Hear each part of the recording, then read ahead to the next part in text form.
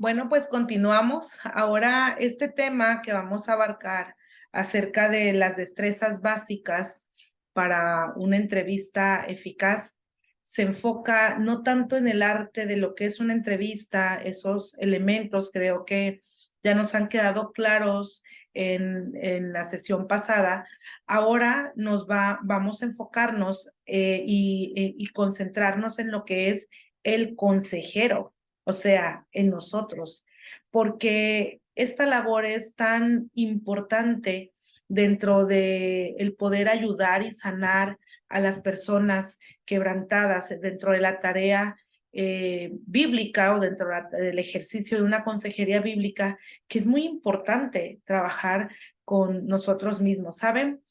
Eh, para poder ejercer este trabajo de consejería, todos debemos de también ponernos en una evaluación a nosotros mismos para un crecimiento. Necesitamos estar sanos para sanar a los demás, ser restaurados en muchas áreas para poder ayudar a otros a ser restaurados. Y es que también entendamos que no todos somos perfectos, ninguno ha llegado todavía a la estatura del varón perfecto. Todos vamos para allá, pero todos tenemos áreas en las que necesitamos trabajar.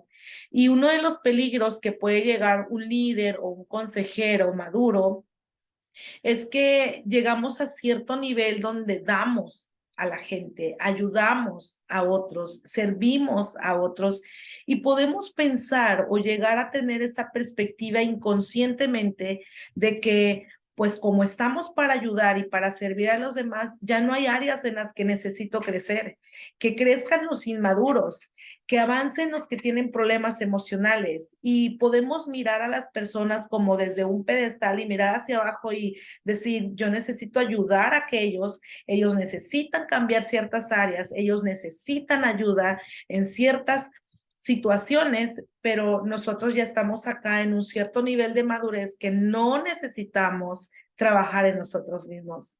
No, no es así.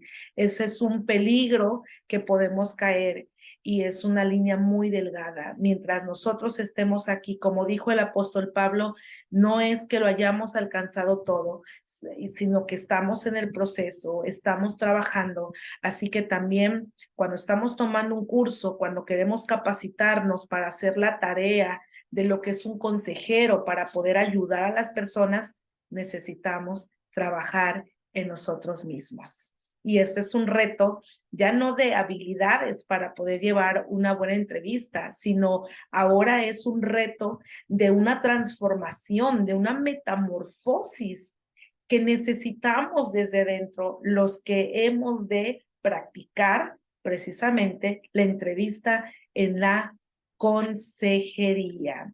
Y es que miren que el apóstol Pablo le dice a los romanos, no se conformen, no se adapten. ¿Cómo es la forma en la que ustedes tienen que ser transformados? Que habla de una metamorfosis. Y la manera en la que vamos a tener realmente una transformación tiene que ver con la renovación de nuestros pensamientos, la renovación de nuestra manera de pensar. Así que el objetivo de esta sesión es poder tener una renovación en nuestra manera de pensar acerca de el papel que jugamos como consejeros cristianos para poder adquirir esas destrezas básicas que nos van a ayudar a hacer una entrevista eficaz, que tiene que ver desde las habilidades que nosotros podemos manejar en las técnicas, pero que también tiene que ver desde adentro, que va a producirse a través de nuestra manera o nuestra forma del criterio que tengamos acerca de la tarea de un consejero. ¿Ok? Bueno, vamos a ver entonces destrezas básicas para una entrevista eficaz. ¿Será que haya entrevistas que no son tan eficaces y que el problema no sea la técnica, sino el problema inclusive puede ser que seamos nosotros como consejeros? ¿Por qué muchas personas, tal vez con títulos y con muchos estudios acerca de lo que es la terapia, la consejería, y todas las disciplinas que conllevan el llevar a cabo procesos de consejería o de terapia, ¿por qué no tienen la misma eficacia? ¿Por qué la gente no les busca? ¿Y por qué hay unos que tal vez no con tantos diplomas pegados en la pared y con tantos títulos, la gente les busca? Tienen, pareciera que éxito en los procesos de consejería que llevan, porque algunos logran tener esa empatía y ser recomendados por sus propios pacientes, y estos recomiendan y tienen una amplitud de personas aconsejadas porque hay confianza, y otros pareciera que por más que se esfuerzan, por más que tienen muy bonito su consultorio, por más que lo promocionan, no recibe los resultados que desea. Tendrá que ver en las técnicas, tendrá que ver en la capacidad, tendrá que ver en la habilidad. ¿Qué tiene que ver? Bueno, pues es que vamos ahora a ver esas destrezas que necesitamos desarrollar, no tan solo en una área, sino de manera integral en nosotros como consejeros. Así que antes de empezar, la pregunta sería, ¿estamos dispuestos a ser procesados nosotros mismos? ¿Estamos dispuestos a desarrollar las destrezas que necesitamos desarrollar, por muy difíciles que sean, por amor a la práctica de la consejería, que no es nada más que ayudar a otra persona en los momentos de mayor problema, y que ellos con toda la confianza se acercan a nosotros para que les ayudemos? ¿Estamos dispuestos a ser un modelo? ¿Estamos dispuestos a desarrollar todas esas áreas de nuestras vidas que necesitamos desarrollar? Entonces, si tú estás dispuesto, estás dispuesta, bueno, vamos por el camino correcto.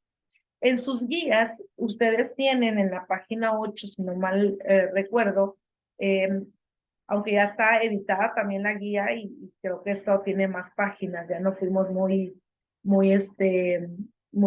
codos en el aspecto de las páginas. Como era una versión más digital, pudimos ampliar la letra y pudimos introducir algunas imágenes para que vayan relacionando con el contenido. Pero en el punto número 2, o el tema número 2, que habla de destrezas básicas para una entrevista eficaz, ustedes van a tener allí un cuadro que habla precisamente de características que debe presentar un buen entrevistador. Estamos hablando de un consejero, y ya dijimos que dentro de la labor de consejería es fundamental esta técnica, que es la entrevista, que esta técnica es la que nos va a ayudar a recoger toda la información que necesitamos de nuestro aconsejado o de nuestro paciente, para que nosotros podamos hacer un diagnóstico, una evaluación, y ya sea que demos simplemente una asesoría o demos todo un proceso de terapia, un proceso de consejería, hasta ayudar a la persona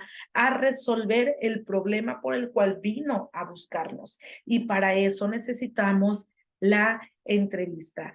Pero para poder desarrollar una entrevista eficaz, es importante desarrollar ciertas características que tienen que ver con nuestra actitud y que tienen que ver con nuestros valores. Y en primer lugar, aquí lo tenemos en pantalla, las características que nosotros debemos de desarrollar en nosotros, y sé que tal vez muchos hemos desarrollado estas habilidades, pero pidamos al Espíritu Santo que nos ayude a desarrollarlas aún más, porque esta labor de consejería, para poder tener una entrevista eficaz y tener éxito en esta entrevista, necesitamos desarrollar la sensibilidad.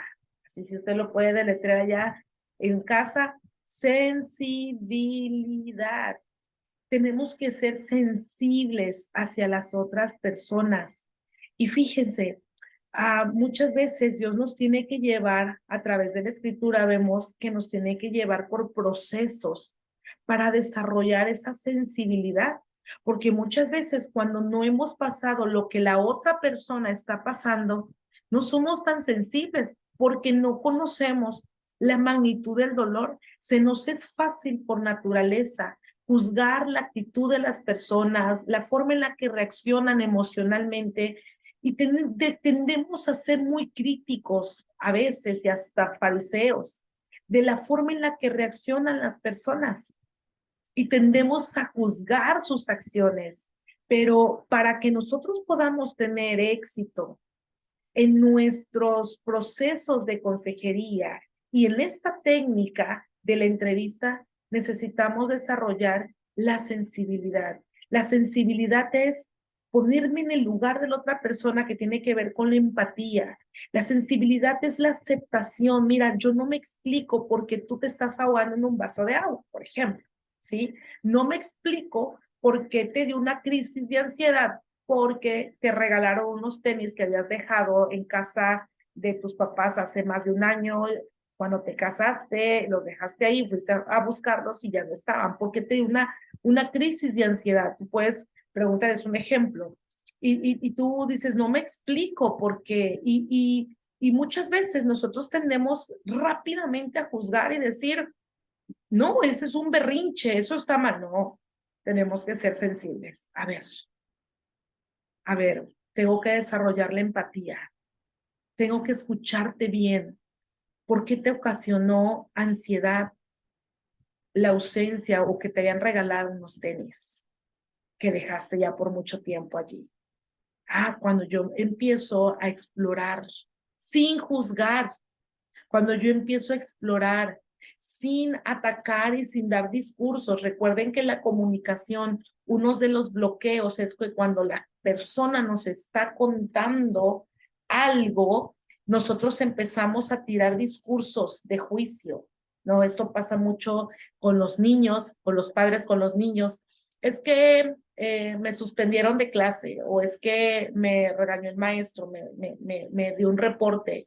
Y antes de escucharles, empezamos a juzgarles y, de seguro te portaste mal. ¿Y ahora qué hiciste?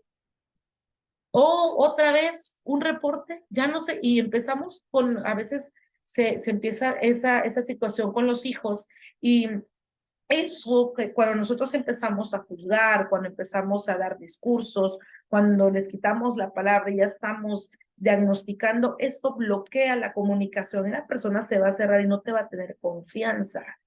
La persona necesita saber que tú eres sensible a lo que está pasando.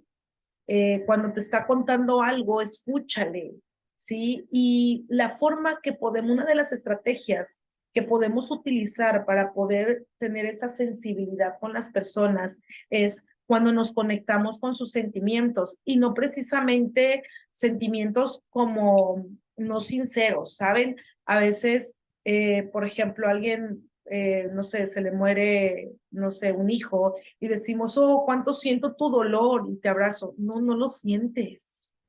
No sientes. Tú no, ni hijos tienes, ni has experimentado lo que es tener una pérdida de un hijo. Tal vez has tenido otras pérdidas, pero tú no sientes, tú no sabes lo que está pasando. Entonces, el decir, oh, siento lo que tú estás pasando, yo puedo sentir lo que estás pasando, no es cierto. Y eso hace muchas veces dentro de los procesos de vulnerabilidad y de dolor que la gente se moleste, diga, no eres sincero conmigo, o sea, eso es nada más por cumplir. No, como consejeros que estamos haciendo esta labor, esta estrategia de la entrevista, nosotros necesitamos mostrar también la sensibilidad. Y es que la sensibilidad, como les decía, viene de adentro, de nosotros, de un proceso que ya nosotros, el Espíritu Santo ha tratado con nosotros, de no ser juiciosos, de tener sensibilidad, de parecernos más a Cristo, de tal vez los procesos que hemos tenido que llevar, pero también tenemos que mostrarle. Y la forma de mostrarle sensibilidad a las personas no es diciéndoles cosas que no son reales, sino la sensibilidad que conecta siempre a un consejero, y escuche bien esto, que conecta a un consejero con su aconsejado, un terapeuta con su paciente es ser sensible a lo que pasó. Perdí un hijo. Yo nunca he perdido un hijo, pero podría decirle, me imagino, supongo, creo, te creo, que ha de haber sido muy difícil, o creo que has de estar pasándola muy mal, no es para menos.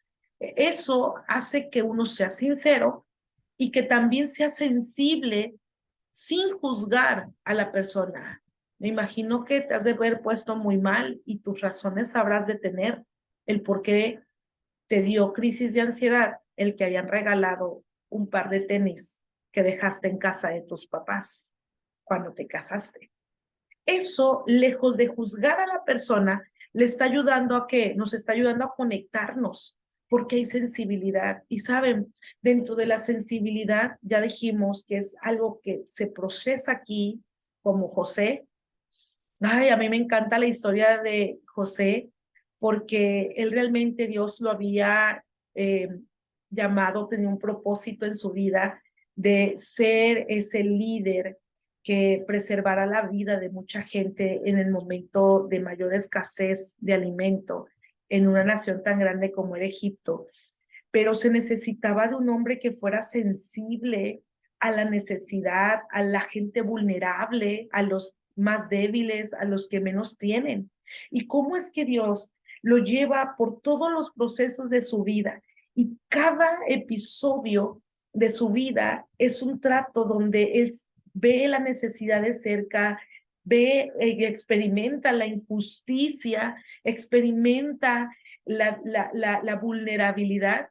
Y cuando él está en el lugar donde debe de estar, él tiene un carácter formado, sensible a los que menos tienen, sensible a los que son más vulnerables, pero porque qué mejor un líder justo, aquel que ha pasado injusticias y que no, y que sabe lo que es sufrir por alguien injusto, y él muestra entonces esa sensibilidad, es sensible al dolor, puede percibir el dolor y la necesidad de otros.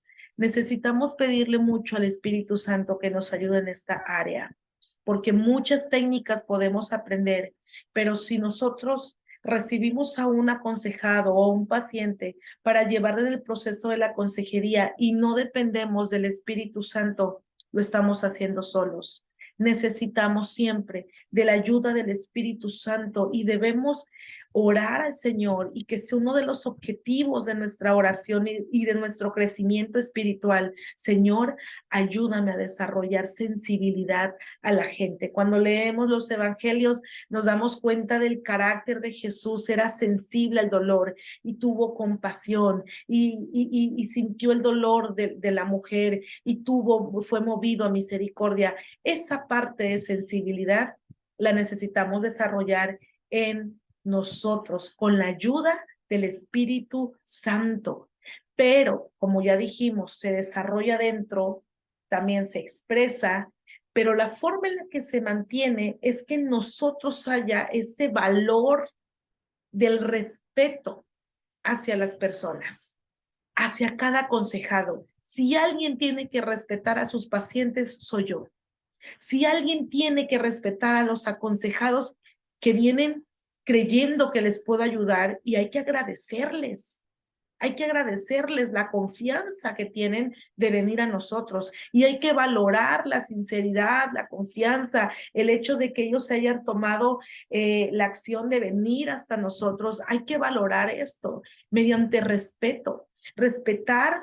Ya dijimos su forma de pensar, su forma de proceder, pero también respetarles como almas que necesitan que se les ayude. Necesitamos respetarlos y verles que no son los típicos, oh, débiles, yo les vengo a enseñar cuándo aprenderán. No, son personas por las cuales Cristo estuvo dispuesto a morir en la cruz del Calvario para salvarles, que ellos no son más y no son menos que nosotros, que todos nosotros somos iguales y que todos tendemos a muchas veces fallar en la vida, a cometer errores, a no entender los procesos, a no tener la capacidad de levantarnos dentro de una crisis o saber responder a nuestras emociones, que todos podemos ser vulnerables, pero que yo respeto a la persona, porque la veo como alguien a quien Cristo ama.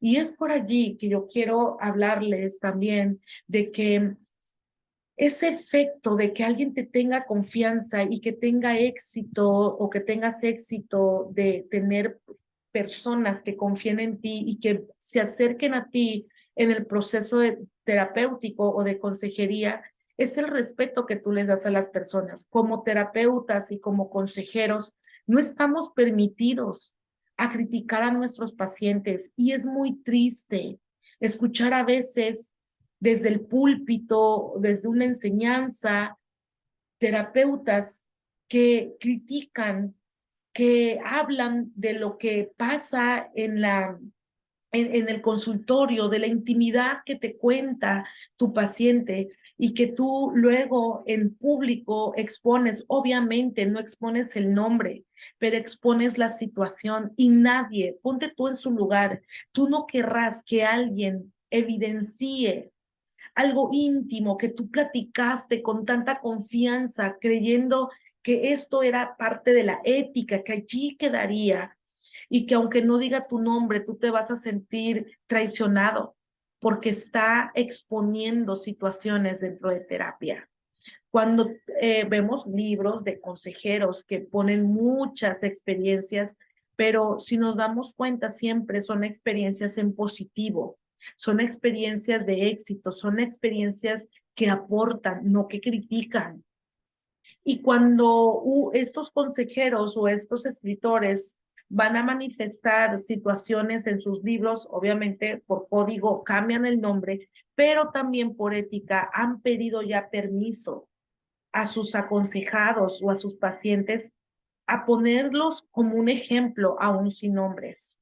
Cuando yo tengo un caso que sé que es positivo, yo le digo a mi paciente si me autoriza ponerle como ejemplo con el anonimato, pero que su caso lo voy a poner como ejemplo para motivar a otras personas. Y eso es correcto, pero ventilar algo de decir, ¿cómo es posible que una señora esté deprimida, lo que le faltaba era oración? ¿O cómo es posible que una persona no quiera dejar a su esposo que la maltrata, que la golpea, que está con una codependencia y le estoy diciendo que lo haga y no lo hace y se va de la consejería y vuelve otra vez con aquella persona que casi la mata? Bueno, cuando una persona, el público en general, y esto nos pasa a nosotros, escuchamos a alguien que está criticando, recordemos que la crítica viene por dos factores. Uno, o estamos frustrados, ¿sí? O dos, tenemos envidia.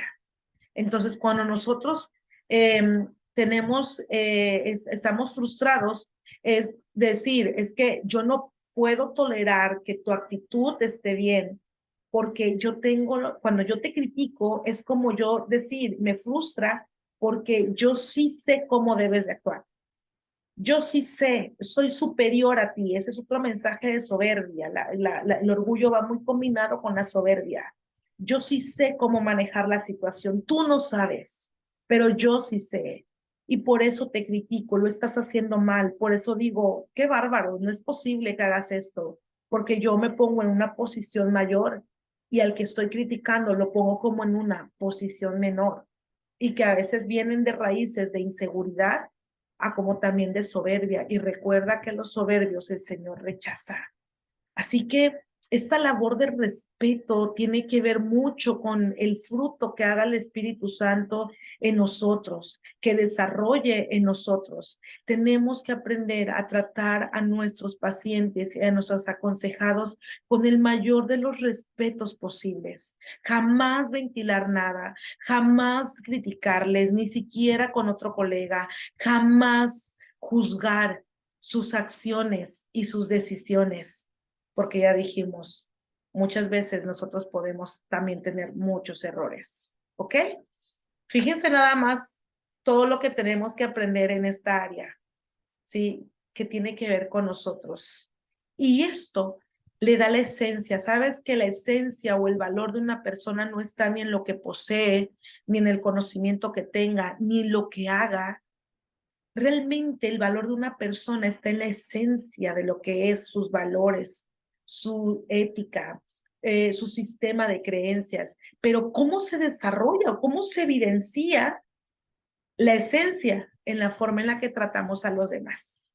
Si tú aprendes a practicar y a ser intencional de decir, yo tengo que tratar bien a los demás, me escuchen o no me escuchen, sea en secreto o no sea en secreto, porque a veces criticamos en secreto o a veces tratamos mal a las personas.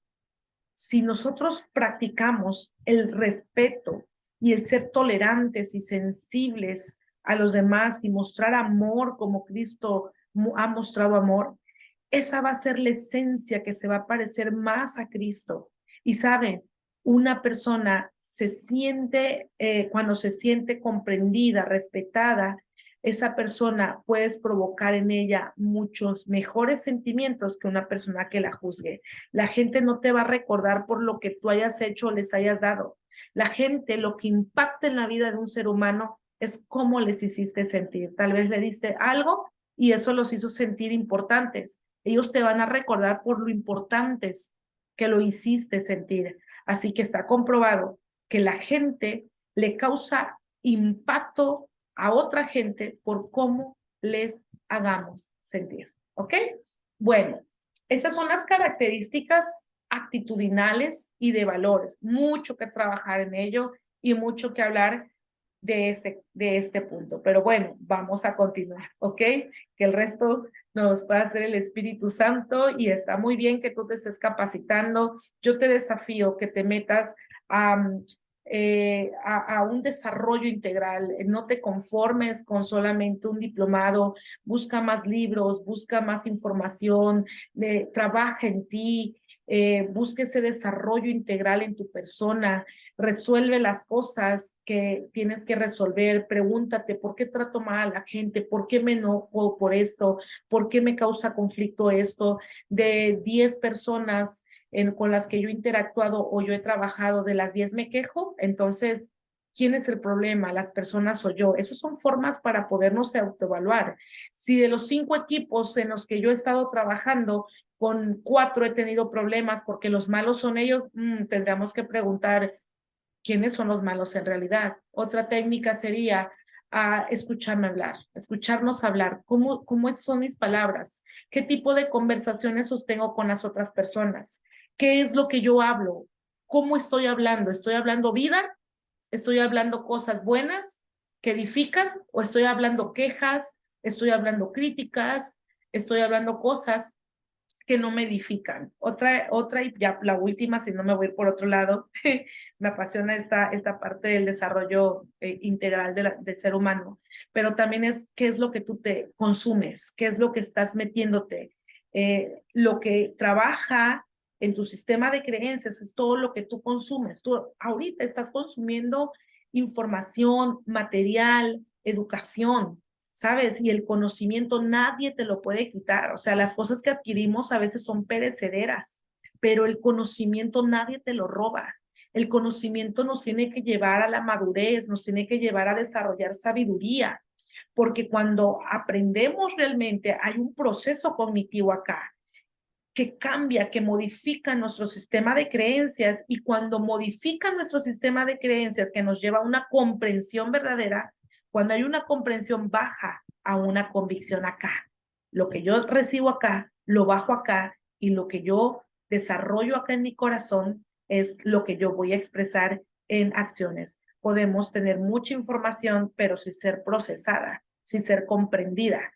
Yo les invito que cada experiencia que ustedes tienen en cada clase, en cada aportación que ustedes reciben, recíbanlo acá, pero llévenlo a una comprensión, a una reflexión, a que sus pensamientos o sus esquemas de pensamiento logren modificarse de tal forma que esto que ustedes están aprendiendo acá baje a la convicción y los haga creer quiénes son y la convicción de cómo deben ser, de qué tipo de consejeros van a ser, de qué tipo de personas van a ser del montón, porque todo el mundo habla mal de otros, porque no respetan a sus pacientes, porque yo puedo hacerlo, o van a ser únicos, o ustedes deciden qué calidad y qué esencia de vida tener, ¿sale? Entonces, reciban muy buena información. Si tú consumes basura, tus procesos y tus valores van a ser basura. Pero si tú consumes conocimiento, inteligencia, entonces vas a recibir sabiduría y vas a ser diferente, ¿ok? Bueno, pasamos acá. Les digo que ese es un tema que me apasiona mucho. Bien. Bueno, nos quedamos con las actitudes, ahora vamos ya a hablar sobre las habilidades. Y hay ciertas habilidades ya que tienen que ver con ciertas destrezas que tenemos que desarrollar como consejeros o como terapeutas. Hay 3 áreas en las que debemos de desarrollar habilidades, que es en el contenido, que es durante el proceso y que son habilidades cognitivas. Así que en las habilidades de contenido, lo importante es que nosotros sepamos qué es lo que tengo que preguntar y qué es lo que no tengo que preguntar. ¿Sí? El contenido, como les decía, vamos a llevar al paciente y lo vamos a llevar a explorar por toda esa casa con muchos laberintos, con muchas habitaciones, y yo tengo que saber qué preguntar, cómo abrir una puerta, cómo introducirme en un tema, cómo llegar a ese punto donde yo quiero llevar a la persona y que le es difícil abordar. Tengo que saber qué preguntar. Bien. Número 2, tengo que mantener esas habilidades durante el proceso. No tan solo qué es lo que voy a preguntar, sino cómo lo voy a hacer, de qué manera. Ya hablamos de la comunicación, ya hablamos de los elementos, del lenguaje corporal, del tono de voz.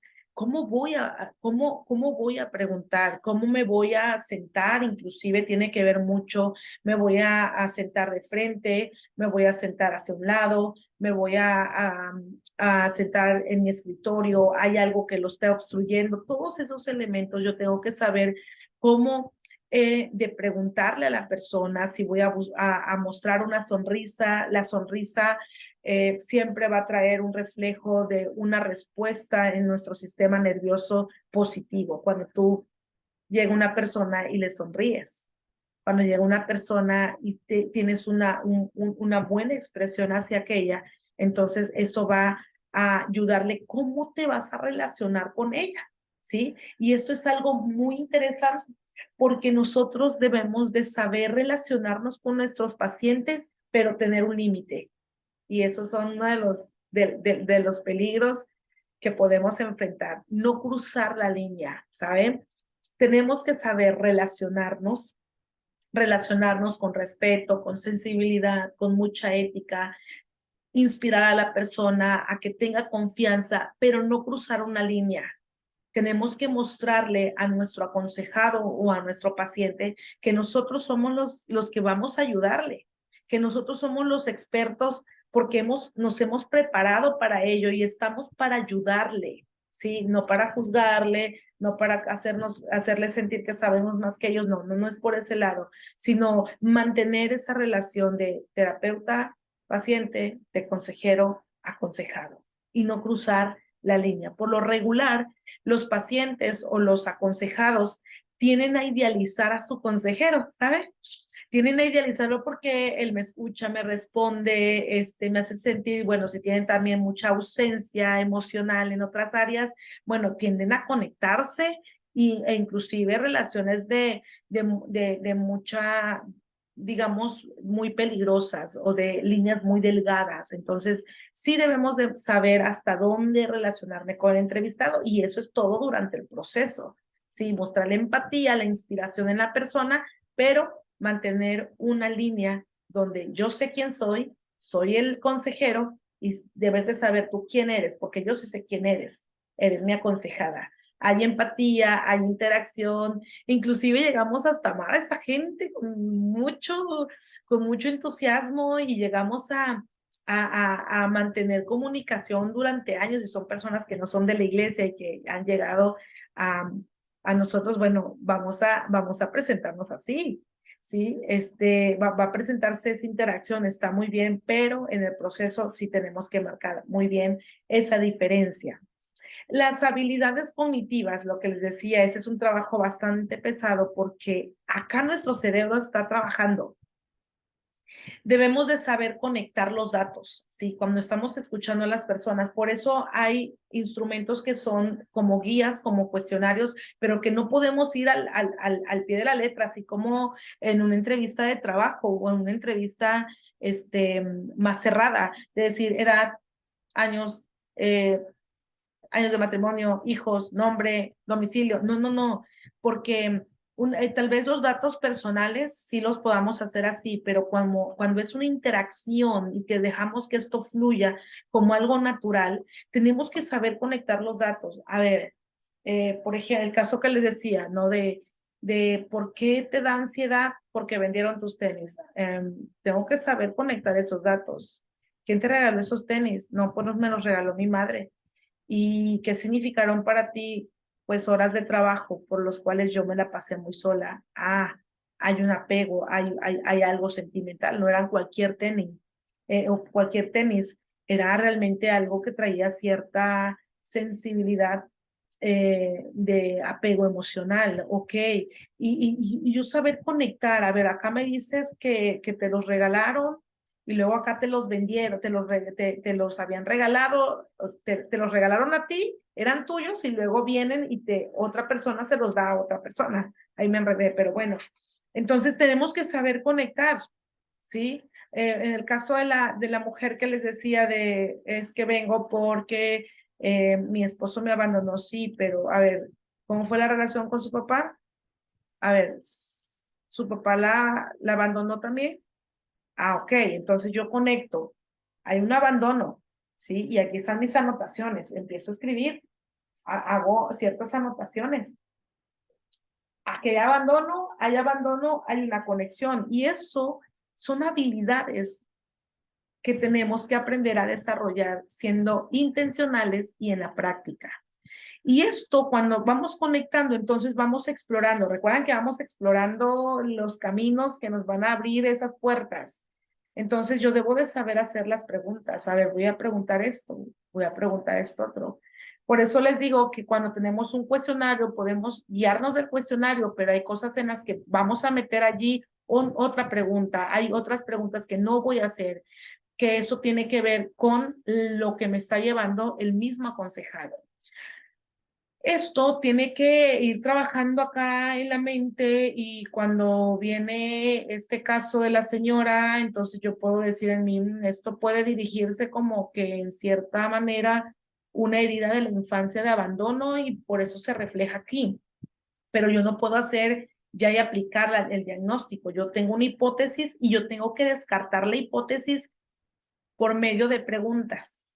¿Sí? En mi caso llega mucha, tal vez adolescentes o personas con conductas que a simple vista digo, híjoles, esto pinta un abuso sexual infantil de en primera, pero uno no se puede ir con la primera impresión.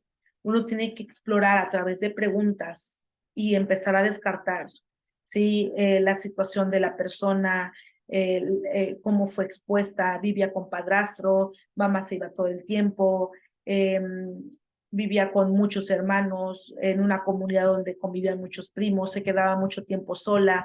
Entonces, no vamos tampoco directamente a la persona y decir, ¿usted sufrió abuso sexual? No, vamos primero haciendo preguntas que nos van a ir a confirmar la hipótesis o a descartar la hipótesis. A veces cuando terminamos una entrevista nos vamos a encontrar hasta con 2, 3 hipótesis y le vamos a decir ya en el cierre, lo hemos explicado, que en el cierre tal vez le vamos a decir, mire, puede ser esto que está originando, puede ser esto, pero para eso necesitamos hacer ciertos test, ciertas pruebas, pruebas proyectivas para que descartemos si lo que le está originando esta patología es esta situación o es esta otra. Entonces, en la mente, nosotros para eso estamos trabajando acá, haciendo hipótesis y elaborando preguntas. ¿Sí me explico? O sea, esto es muy interesante, pero a la vez muy bonito, pero cansado a la vez. El otro punto de las habilidades cognitivas es contar con una cierta inteligencia emocional. La inteligencia emocional tiene que ver con el control de las emociones, saber cuándo expresarlas, saber dónde expresarlas y la intensidad en las que expresamos. Entonces, dentro de nuestra entrevista, nosotros debemos demostrar, ya dijimos, una de las características es la sensibilidad. Prestar atención cuando la persona se suelta en llanto con una catarsis, pasarle un pañuelo, guardar el silencio, permitirle a ella desatarse o expresar lo que ella tiene que expresar.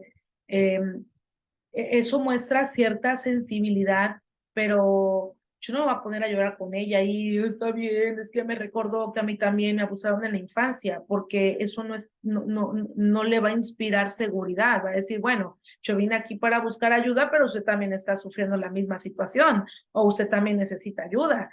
Eh, el error, otro de los errores que se cometen es que por favor, cuando alguien viene a platicarnos la situación, nosotros estamos en una entrevista, no en una conversación de amigos. Y el error más común que puede tener un consejero es tener la tentación de querer platicarle tu historia. No, es que sabes que a mí también eh, me fue infiel mi marido y tengo 2 divorcios y yo sé lo que se siente. O sea, la gente no quiere escuchar tu problema. ¿Sí? La gente viene a ser escuchada. Entonces debemos de guardarnos mucho en ese aspecto de no conectarnos y salir nosotros emocionalmente, porque luego podríamos nosotros ir dirigiendo a un paciente de acuerdo a nuestras emociones. No, hombre, déjalo, déjalo. Si te engañó, déjalo. Así son todos los hombres, ¿no? Es porque yo estoy herida y yo necesito trabajar en eso, pero yo no puedo descargar mis emociones y toda mi carga, yo no la puedo descargar en mi paciente porque no es ético, porque no estoy siendo íntegra.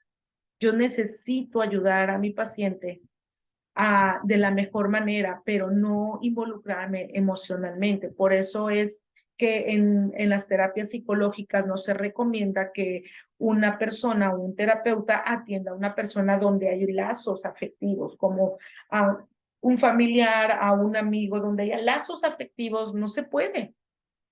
Porque no es muy recomendable, porque lo que te cuente te puede afectar en relaciones que también se entrelazan con tu paciente, entonces es muy delicada esa área. Por eso uno tiene que mostrar mucha sensibilidad, no conectarse de forma de que emocionalmente, pero tampoco ser tan frío y ser calculador, sino saber preguntar. Entonces, tenemos que aprender también a ser flexibles con el paciente, tenemos que no mostrarnos fríos ni distantes. A ver, está llorando, siga llorando. ¿Ya? ¿Terminó? Voy a seguir. No, no, no. Tenemos que mostrar la flexibilidad, tenemos que mostrar el acercamiento, pero inclusive a veces nuestros gestos no nos podemos espantar porque entonces eso le da inseguridad a la persona. ¿Te pasó esto? No, no, no, no. Tenemos que ser muy prudentes en cuanto a manejar nuestras emociones en en esta labor de la entrevista. ¿Nos queda claro? Manejando emociones. No importamos allí en ese momento nosotros para expresar emociones. Importa el aconsejado, nuestro paciente, y nosotros estamos allí para ayudarle. Por eso siempre es recomendable que un terapeuta o un consejero tenga su propio consejero o su propio terapeuta que le ayude.